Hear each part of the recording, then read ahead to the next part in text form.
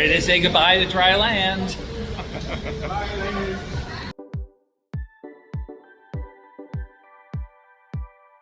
So here we are on Royal Caribbean Liberty of the Seas, room 7328. Come on in. And you come right in, you have your typical bathroom right here. Watch your step. Blane's going to show you inside real quick. Just a basic bathroom. With sliding doors. No curtains. No curtains, thank God. Makes it much better. And just standard sink.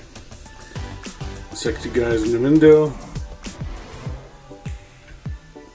And then right across the hallway, we have your standard closet. You got your safe in your closet. Got some shelves over here.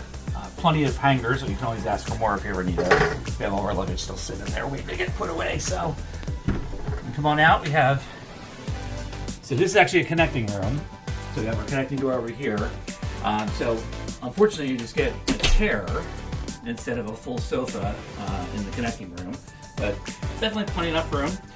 Standard desk. You can see the outlets that we have out here. Both sides have a little extra storage on both sides over here as well, which is great. Standard TV, and then refrigerator, but it's actually not a refrigerator. It's just a cooler. Cooler. Yeah, so just be mindful about that when you have that. No freezer or anything like that.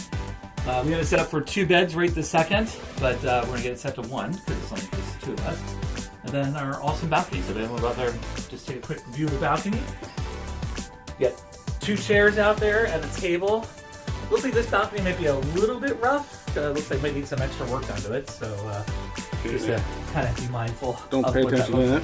And then Fort Lauderdale. That's right. Fort everywhere. So that's all we have here for room number 7328 on Liberty of the Seas. We'll catch you guys later. Have a good day. Like we like to say, tomorrow is never promised. Live for today.